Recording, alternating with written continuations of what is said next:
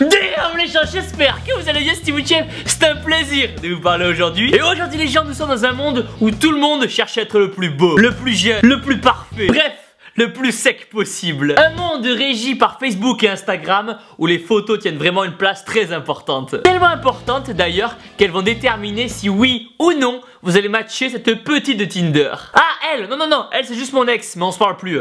Hein? Non mais pour une connerie en plus là, elle m'a demandé de choisir entre elle et la muscu et du coup je suis parti faire les pecs. Elle a mal pris, elle s'est barrée.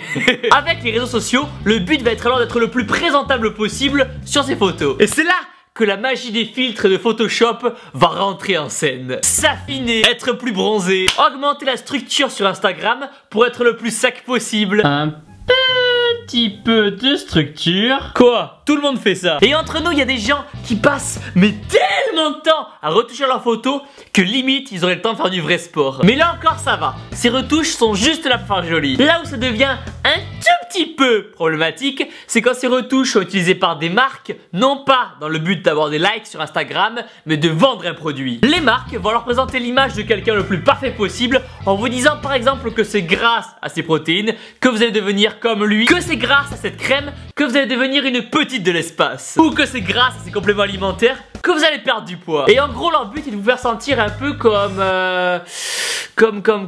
une merde en fait. Et aussi de vous faire culpabiliser afin d'acheter ces produits qui vont soi-disant vous aider à vous sentir mieux dans votre corps. Et c'est là qu'on va remarquer qu'il y a énormément de photos de stars qui sont retouchées. Beyoncé pour L'Oréal, Lady Gaga pour Versace et Big Mac pour McDo. Oui, ils retouchent même les photos des burgers pour les rendre plus appétissants. Car en vrai, perso, quand j'en achète, on dirait que le steak il est déjà à moitié mâché, que les tomates elles sont parties en vacances et que la salade essaie de s'échapper de la boîte quoi. Putain, ça y est, j'ai envie d'un cheat meal. Après en soi, retoucher une photo n'est pas forcément un problème si le but final est qu'elle soit plus bonne. Joli. Imaginez, vous parlez à une petite de Tinder. Vous sentez qu'il y a un beau feeling et qu'il y a moyen de... Enfin, vous savez, je vais pas vous faire un dessin. Alors en fait là c'est simple, la petite elle se met à quatre pattes et vous lui... Bref, elle est bien décidée à vous envoyer la photo d'elle complètement nue, mais à la seule condition que vous lui envoyez d'abord la photo de vous avec les abdos de l'espace que vous lui avez promis. Et là, vous êtes dans la merde, car la seule salle dans laquelle vous êtes allé dans votre vie, c'est la salle à manger. Et c'était pour faire une raclette. Du coup, il ne vous reste plus qu'une seule solution, c'est Photoshop.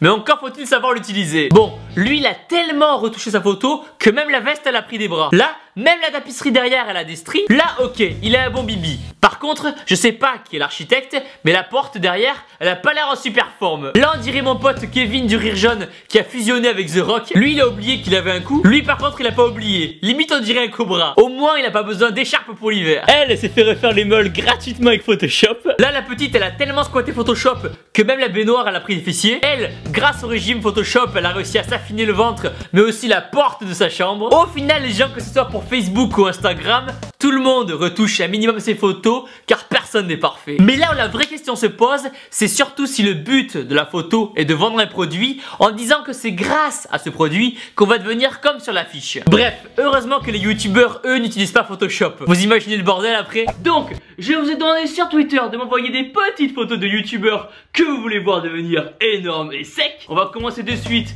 avec... Squeezie. Il va nous falloir maintenant un corps. Donc au hasard on va prendre Ronnie Coleman. Ouais, il est un peu bronzé par rapport à Squeezie là. Voilà. Ça commence à être pas mal. On voit les petites veines d'Ibibi. On dirait plus une paire de couilles que des bibis. Mais bon, on va aller voir Wartech qui s'est mis à la muscu il y a pas longtemps. C'est bien parce que on voit absolument pas la démarcation entre le cou et le corps. C'est parfait les gens. Je suis vraiment une merde à Photoshop. Je suis vraiment une merde. En plus les gens, je trouve que personnellement j'ai perdu un petit peu des bras. Surtout les gens importants, il ne faut jamais abuser. Impeccable. On y voit que du feu. Mon ami Pierre Cross avec qui j'ai fait du crossfit. Oh là là, qu'est-ce qu'il est. Oh là là, qu'est-ce qu'il est solide. Oh là là. Avec la belle toison d'or. Il est beau comme un cœur. Il est beau comme un pec. Voilà, j'en vais faire un petit peu de bibi. Un peu de pec quand même hein. Ou de poils, je sais pas. un peu des deux. Avant la muscu, après la muscu. On va prendre Norman, parce que j'ai vu que Norman allait aussi au temple. Voilà. Ensuite, on va s'occuper de ma petite Emma Cake-Up. On y voit. On y voit que du feu. La mèche, voilà. Super. Bon les gens, je pense qu'on va s'arrêter là. On n'a pas assez de merde pour aujourd'hui. Et voilà les gens, pensez à mettre un gros pouce bleu en bas de la vidéo, à vous abonner. Et surtout les gens, n'oubliez pas que vous êtes les meilleurs. Si je le fais, c'est pour montrer à toutes ces personnes qui sont coincées dans ces putains d'hôpitaux que rien n'est jamais joué. Que peu importe la maladie que vous n'avez pas le droit de lâcher. Que vos amis, parents, famille et moi-même comptons sur vous pour vous voir sourire à nouveau. Alors n'abandonnez jamais et reprenez votre vie en main maintenant de suite.